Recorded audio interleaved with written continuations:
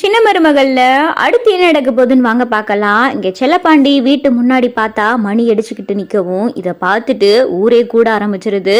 இதை பார்த்துட்டு எல்லாரும் கேட்டுக்கிட்டு இருக்காங்க, யோ செல்லப்பாண்டி என்னையா ஓ சம்மந்தி வீட்டுக்கு முன்னாடி நின்று இப்படி மணி அடிச்சு நின்றுகிட்டு இருக்க என்னையா அப்படின்னு சொல்லி ஊரே கூடி கேட்கவும் அப்பதான் பார்த்தா செல்லப்பாண்டி சொல்லிக்கிட்டு இருக்காரு, என் மக வாழ்க்கைக்கு ஒரு நியாயம் கேட்டு இங்க நின்றுகிட்டு இருக்கே அப்படின்னு சொல்லி செல்லப்பாண்டி சொல்லும் போதுதான் இந்த மணி சத்தத்தை கேட்டு பார்த்தா ராஜாங்க வீட்டுல இருந்து எல்லாரும் வராங்க. இதை பார்த்துட்டு ராஜாங்கம் கோபத்தோட சன்னாசிட்ட கேட்டுக்கிட்டு இருக்காரு, சன்னாசி இங்க என்ன நடக்குது அப்படின்னு சொல்லி ராஜாங்க கேட்கும் போது, அண்ணே நான் எதா இருந்தாலும் பார்த்து பேசுறேனே அப்படின்னு சொல்லிட்டு இங்க சன்னாசி சொல்லிக்கிட்டு இருக்கும் போதுதான் ஊர்ல இருக்கிறவங்க எல்லாம் கேட்க ஆரம்பிச்சுறாங்க,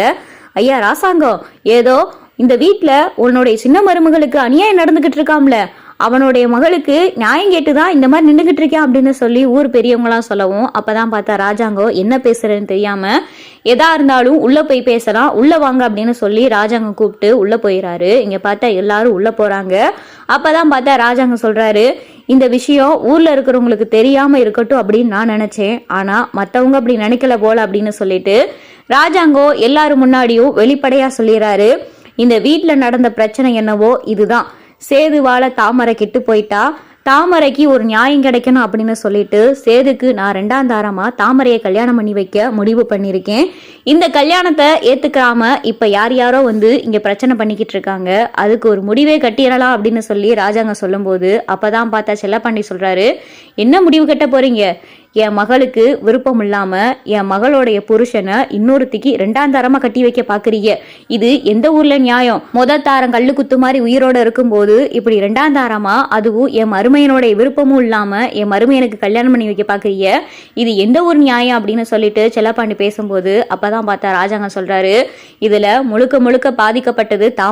தாமரை இடத்துல வேற யாரா இருந்தாலும் நான் இந்த முடிவு தான் எடுத்திருப்பேன், தாமரை என் தங்கச்சி மக அப்படின்றதுக்காண்டி நான் இந்த முடிவு எடுக்கல, நான் இந்த முடிவு நல்லா யோசிச்சு தான் எடுத்திருக்கேன், அந்த சூழ்நிலையில நானே ஒரு சாட்சியாவும் இருந்திருக்கேன், அதனாலதான் சேதுக்கு தாமரையை கல்யாணம் பண்ணி வைக்கலான்னு முடிவெடுத்தேன், இந்த கல்யாணம் என்னைய பொறுத்தவரைய முழுக்க முழுக்க நியாயமானது, அதனாலதான் இதை நான் பண்றேன், இதை சேதுவாலையும் மறுக்க முடியாது அப்படின்னு சொல்லிட்டு ராஜாங்கம் பேசும்போது அப்பதான் செல்லப்பாண்டி சொல்றாரு, என்ன மருமையனே இப்படி அமைதியாவே நின்னுகிட்டு இருக்கிய, ஏதாவது வாயை திறந்து பேசுங்களே அப்படின்னு சொல்லி செல்லப்பாண்டி சொல்லும் போது சேது எதுவுமே பேசாம அமைதியா நின்னுகிட்டு இருக்காரு. அப்பதான் பார்த்தா ராஜாங்க சொல்றாரு, இந்த கல்யாணத்தை ஏத்துக்கிட்டு எட்டி நின்று பாக்குறா இருந்தாலும் சரி, இல்ல எனக்கு இந்த கல்யாணத்துல விருப்பம் இல்ல, என் புருஷனை இன்னொருத்தவங்களுக்கு விட்டு கொடுக்க முடியாது அப்படின்னு யாரும் சொல்லிக்கிட்டு இருக்காங்க, அதுக்கும் நான் ஒரு முடிவு சொல்றேன் அப்படின்னு சொல்லிட்டு ராஜாங்க பார்த்தா சன்னாசி கிட்ட, சன்னாசி உள்ள போய் சொத்து பத்திரம் என் பேர்ல இருக்கிற சொத்து பத்திரத்துல எடுத்துட்டு வா அப்படின்னு சொல்லி சன்னாசி கிட்ட சொல்லும் போது சன்னாசி ஏனே எதுக்கு அப்படின்னு சொல்லி கேட்கிறாரு. சொன்னதை மட்டும் செய் சன்னாசி அப்படின்னு சொன்னதும் சன்னாசி பார்த்தா உள்ள போய் சொத்து பத்திரம் எல்லாத்தையும் எடுத்துட்டு வராரு. என் பேர்ல இருக்கிற பாதி சொத்தை தமிழ்ச்செல்வி பேர்ல எழுதி வைக்கிறேன், அதுக்கு காரணம் சேதுவோடைய வாரிசு தமிழ்ச்செல்வி வயிற்றுல வளருது அப்படின்றதுனாலதான், சேதுக்கும் தமிழ்ச்செல்விக்கும் விவாகரத்து வாங்கி கொடுத்துட்டு நான் சேதுக்கு தாமரையை கல்யாணம் பண்ணி வைக்கிறேன் அப்படின்னு சொல்லி ராஜாங்க சொல்லும் போது சாவித்திரிக்கும் தாமரைக்கும் பார்த்தா கொண்டாட்டம் ஆயிருது. அப்படி போடு, நம்ம எதிர்பார்க்காதெல்லாம் இந்த வீட்டுல நடந்துகிட்டு இருக்கே அண்ணே,